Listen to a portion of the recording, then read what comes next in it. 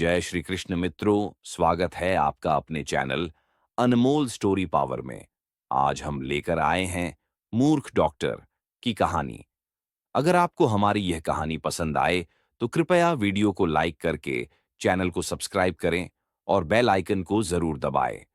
तो चलिए दोस्तों, कहानी की तरफ बढ़ते हैं। गांव के हर कोने में सूरज की एक ही पहचान थी, कामचोर नंबर 1। वो लड़का जो खेत में 5 मिनट काम करता और फिर 20 मिनट खाट पर लेटकर पंखा झलवाता या कुएं के पास बैठकर मेंढकों से बहस करता कि आखिर किसका टर्राना ज्यादा वैज्ञानिक है। लोगों ने उसकी आलस को देखकर हंसी में उड़ा दिया था, लेकिन सूरज के मन में कुछ और ही चल रहा था। एक दिन जब सूरज की मां उसे उठाकर खेत भेजने की नाकाम कोशिश कर रही थी, उसने अचानक आंखें मसलते हुए ऐलान कर दिया, मैं अब डॉक्टर बनूंगा। मां ने पहले सोचा कि शायद नींद में बक रहा है, लेकिन नहीं। सूरज उठकर सचमुच अपने पिताजी की पुरानी संदूक से एक जीर्ण शीर्ण दीमक खाई किताब निकाल लाया। उस पर लिखा था, देसी इलाज और घरेलू नुस्खे, पम हरिप्रसाद मिश्र द्वारा। सूरज की आंखों में चमक थी। उसने किताब को सीने से लगाया, जैसे उसे भगवत गीता मिल गई हो। अब मैं गांव का सबसे बड़ा डॉक्टर बनूंगा, उसने ऐलान किया। किसी को भी बुखार, खांसी, चोट या प्यार का दर्द हो, मेरे पास इलाज है। गांव के लोग पहले हंसे। फिर जब सूरज ने अपने घर के सामने एक बांस की टट्टी लगाकर उसके ऊपर डॉक्टर लिखा, सूरज एमडी, मालिश डॉक्टर की तख्ती टांगी, तो सबका उत्साह और बढ़ गया। कुछ देखने आए, कुछ मजे लेने। लेकिन गांव की सबसे छटपटी महिला सुभागी काकी जब पहले मरीज के रूप में पहुंची तो असली तमाशा शुरू हुआ। अरे बाबू, घुटनों में दर्द है, कुछ ऐसा मलहम दीजिए जो मेरे आदमी को भी लग जाए और घुटना भी ठीक हो जाए, काकी ने मुस्कुराते हुए कहा। सूरज ने किताब पलटी। पन्ना नंबर 47, गठिया और जोड़ों के दर्द का इलाज। उसमें लिखा था, सरसों का तेल, लहसुन और हींग को गरम कर मालिश करें। लेकिन सूरज को लगा कि इसमें थोड़ी रचनात्मकता जरूरी है। उसने एक चम्मच सरसों के तेल में आधा नींबू, 2 लौंग और एक चुटकी हल्दी डाल दी। फिर सबको चौंकाते हुए बोला, काकी, ये है सूरज स्पेशल जड़ी बूटी तेल, इसमें चांदनी रात का असर भी है। काकी ने तेल लगवाया और 5 दिन बाद घुटना सच में थोड़ा बेहतर लगा, शायद गर्मी और मालिश की वजह से। अब मामला बिगड़ गया। काकी ने पूरे गांव में ढिंढोरा पीट दिया, हमारा घुटना अब शादी करने लायक हो गया है, सूरज असली चमत्कारी है। अब सूरज का क्लिनिक मेला बन गया। कोई पेट दर्द लेकर आ रहा था, कोई बाल झड़ने की शिकायत। सूरज सबका इलाज उसी किताब और अपनी अनोखी सोच से करता। कभी लोगों को सांप का सपना देखने की गोली देता तो कभी कहता, नाक से खून आए तो 2 आम के पत्ते चबा लो, वरना शादी में दिक्कत होगी। एक बार गांव के पहलवान गंगाधर को सर्दी लग गई। सूरज ने उसे 2 प्याज और एक तुलसी का पत्ता दिया, साथ ही हिदायत, इसे खाकर पीपल के पेड़ के नीचे खड़े हो जाना और 3 बार बोलना, हवा मेरी दवा है। गंगाधर ने वैसा ही किया।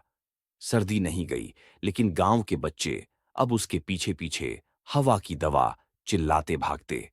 पहलवान को गुस्सा तो आया, पर डर भी कि सूरज अगर गुस्सा हो गया तो अगली बार उल्टा इलाज देगा। कुछ ही हफ्तों में सूरज इतना मशहूर हो गया कि आसपास के गांवों से भी लोग आने लगे। लेकिन परेशानी तब शुरू हुई जब सूरज ने बीमारियों का नया वर्गीकरण शुरू कर दिया। सर्दी 2 तरह की होती है, भावनात्मक और प्राकृतिक। भावनात्मक सर्दी तब होती है जब किसी ने आपको देखकर छींक दी हो। उसका इलाज है चने का हलवा।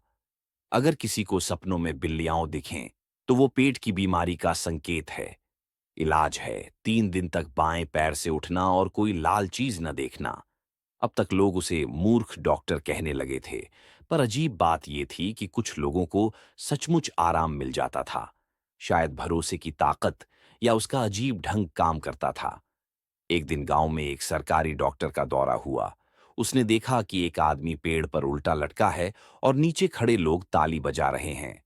पूछा, ये क्या हो रहा है? किसी ने कहा, डॉक्टर। सूरज ने कहा है, इससे सिर का चक्कर ठीक हो जाता है। सरकारी डॉक्टर ने माथा पीट लिया। वो सीधे सूरज के क्लिनिक पहुंचा और पूछा, तुमने ये कहां से सीखा? सूरज ने मुस्कुराकर जवाब दिया, किताब से और अनुभव से और थोड़ा भगवान से। डॉक्टर बोला, तुम्हें समझ नहीं आता, ये खतरनाक है। सूरज ने गंभीरता से कहा, डॉक्टर साहब, मैं दिल से इलाज करता हूं, बाकी तो सब ऊपर वाला जानता है। गांव के लोग अब दो गुटों में बंट चुके थे। एक जो सूरज को भगवान का रूप मानते थे और दूसरे जो कहते थे कि अगर इसे रोका न गया तो एक दिन ये किसी को आम के रस से डेंगू ठीक करने की कोशिश करेगा। पर सूरज को अब फर्क नहीं पड़ता था।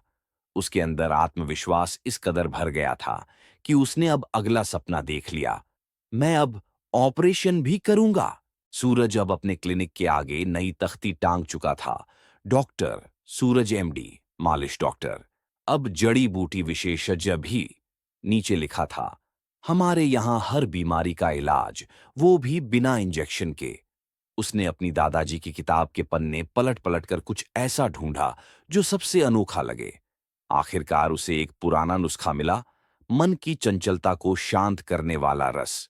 उसमें कई जड़ी बूटियों के नाम लिखे थे, जिनमें से आधे तो शायद अब जंगल में भी नहीं मिलते। लेकिन सूरज ने हार नहीं मानी।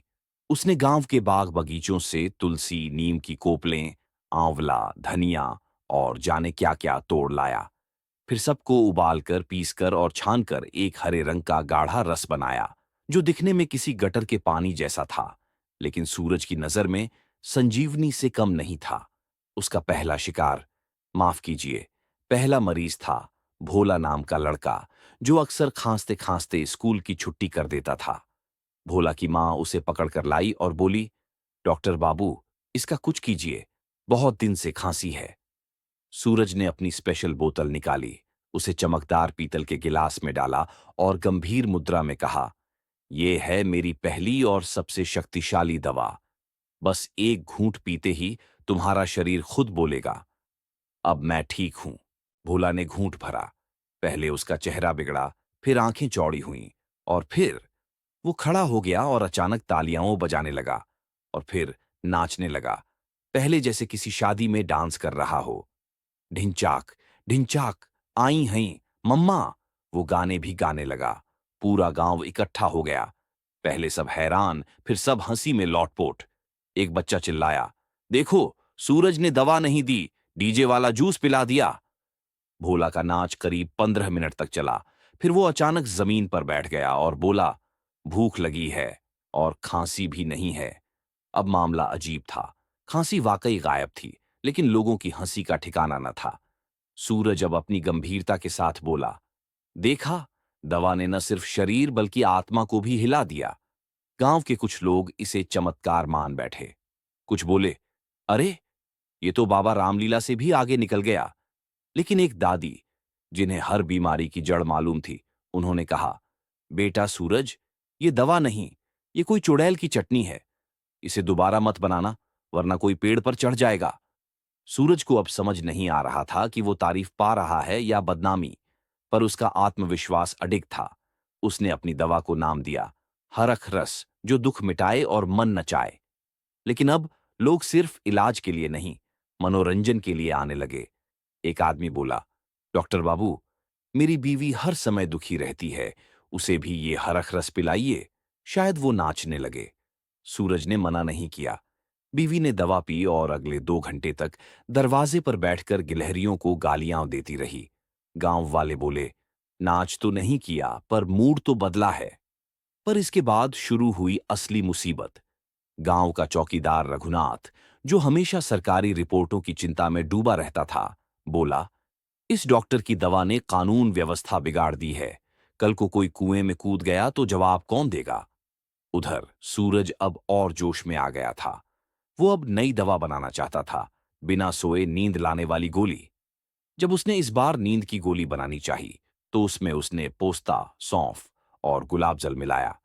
लेकिन गलती से उसमें गुलकंद की जगह आम की चटनी मिल गई। गोली खाकर जो पहला मरीज सोया, वो अगले दिन नींद में ही 4 किलो आम खा गया। अब गांव में चर्चा थी, डॉक्टर सूरज की गोली से नींद आती है, पर साथ में भूख का भूत भी चढ़ जाता है। सूरज को अब एहसास हुआ कि हर बीमारी का इलाज करना उतना आसान नहीं जितना किताबों में लिखा है। लेकिन उसे फर्क नहीं पड़ा।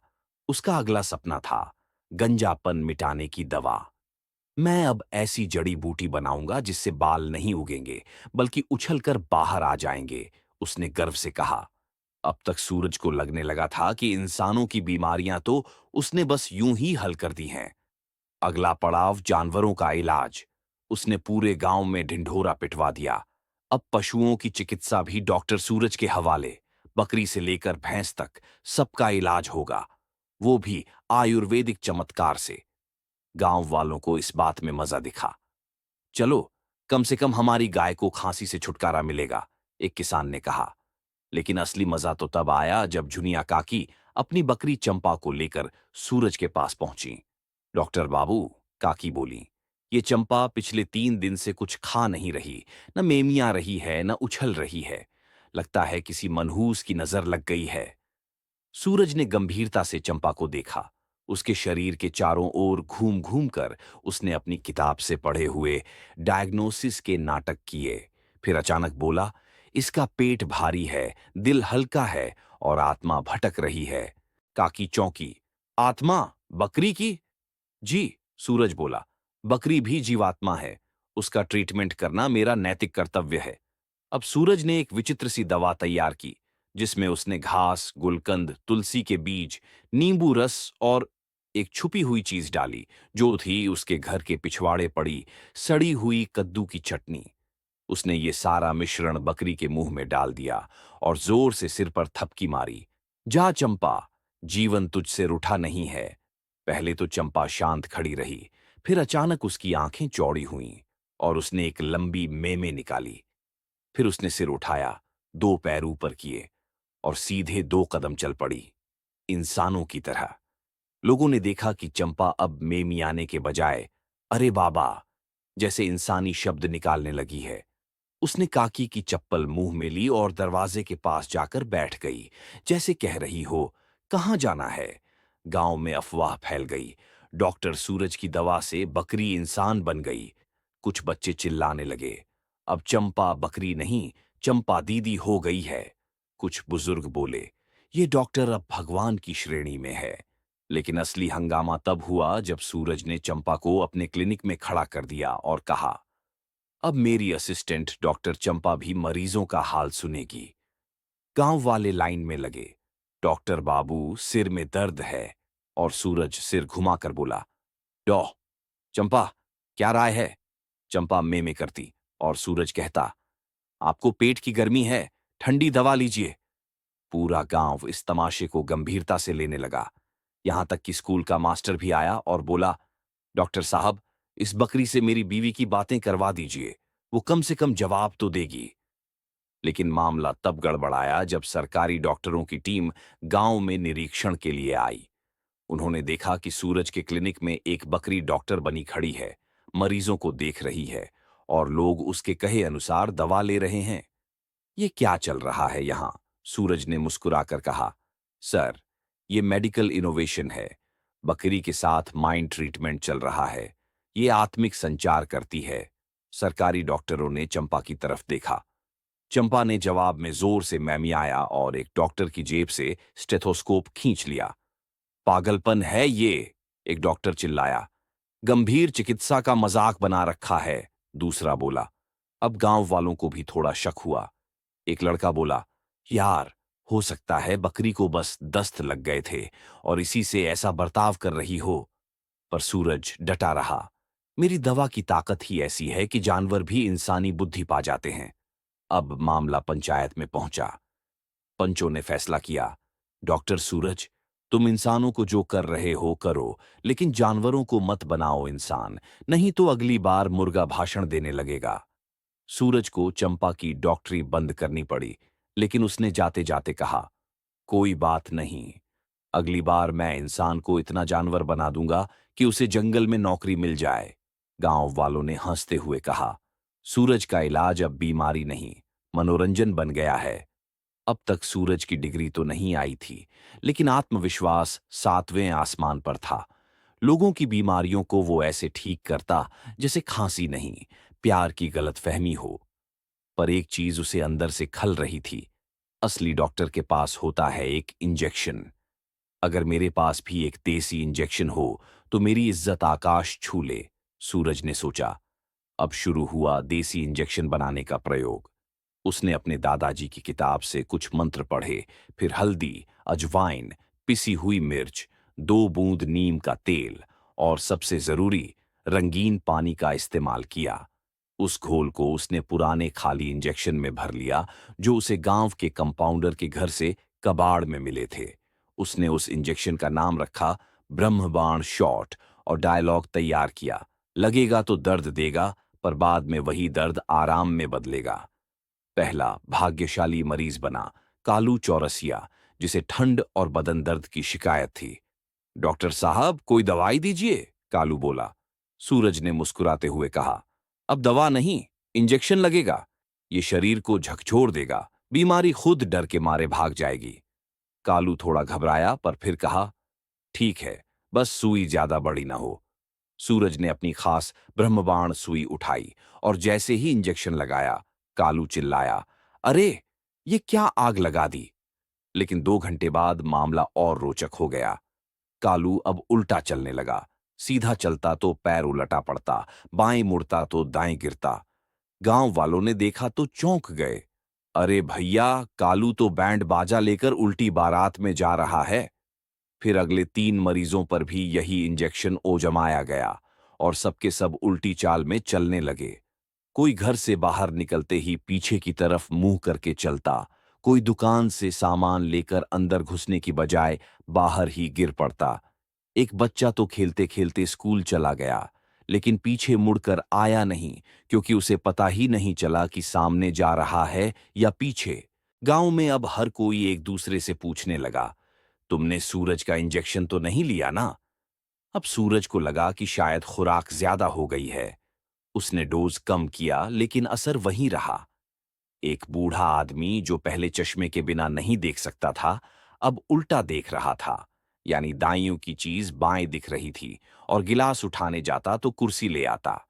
परेशानी तब और बढ़ी जब स्कूल की टीचर, जिन्हें सूरज ने सिर दर्द के लिए इंजेक्शन दिया था, उल्टा पढ़ाने लगीं।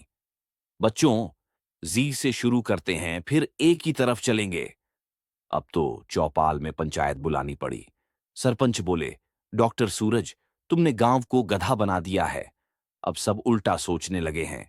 राम नाम जपने की जगह लोग अब मक्की की रोटी को पूजा की थाली मान रहे हैं। सूरज ने सफाई दी, सरपंच जी, इसका मतलब है कि दवा असर कर रही है। शरीर की सारी गलत चीजें उल्टी होकर निकल रही हैं। और दिमाग भी? किसी ने पूछा। गांव वालों ने मिलकर निर्णय लिया, डॉक्टर सूरज, जब तक तुम अपनी इंजेक्शन वाली विद्या को सीधा नहीं करोगे, तब तक तुम्हारा क्लिनिक उल्टा करके रखा जाएगा। और सच में अगली सुबह सूरज का क्लिनिक उल्टा कर दिया गया। कुर्सियां छत पर लटका दी गईं, बोर्ड उल्टा टांग दिया गया, राम राम की जगह लिखा गया माम मार। पर सूरज कहाँ मानने वाला था। उसने ठान लिया, अब अगली बार बनाऊंगा ऐसी दवा जो आदमी को नाचने नहीं, उड़ने पर मजबूर कर दे। गांव वालों ने एक गहरी सांस ली और भगवान से प्रार्थना की, हे प्रभु, अगला प्रयोग थोड़ा सीधा रखना। सूरज की देसी दवाओं और उल्टे इंजेक्शनों की कारस्तानी अब सिर्फ गांव की बात नहीं रह गई थी। अगल बगल के गांवों में भी खबर फैल गई थी कि एक कई गुना ज्यादा असरदार डॉक्टर पैदा हुआ है, जो बीमारी तो नहीं भगाता, पर इंसान को या तो उल्टा चलवा देता है या बकरी बना देता है। गांव के सरपंच और कुछ समझदार लोगों ने तय किया कि सूरज की असली जांच होनी चाहिए। उन्होंने डॉक्टर गोविंद राम को बुलाया, जो सच में डिग्रीधारी डॉक्टर था। गोविंद राम ने जब सूरज की किताब देखी तो उसकी हंसी छूट गई। ये तो आयुर्वेद नहीं, ये तो भूत भगाने वाले पंडित की किताब है, वो भी अधूरी। अब पंचायत बैठी। सारे गांव वाले इकट्ठा हुए। कालू चौरसिया, जो अब ठीक हो चुका था, बोला, डॉक्टर ने तो मुझे उल्टा बना दिया था। अब सीधा हूं, लेकिन शादी टूट गई। एक महिला ने कहा, मेरे पति को सिर दर्द था, सूरज ने कुछ तेल दिया। अब हर वक्त कंधे पर कबूतर बैठा रहता है। सभी गुस्से में थे। सूरज को घेरा गया। लोग नारे लगाने लगे, डॉक्टर नहीं, ढोंगी है, इंजेक्शन नहीं, भोंपू है। सूरज डर गया। उसने भागने का प्लान बनाया। रात के अंधेरे में अपने क्लिनिक के पीछे से एक बोरी में सब सामान भरकर निकला। वही इंजेक्शन, जड़ी बूटियां और वो किताब जिसने उसे डॉक्टर बनाया था। वो भागा, लेकिन अचानक उसे एक कुत्ता दौड़ाता हुआ पीछे आ गया। कंधे से बोरी गिर गई, उसमें से एक शीशी निकली और कुत्ते के मुंह में चली गई। और फिर जो हुआ, उसने सबको हंसा हंसा कर बेहाल कर दिया।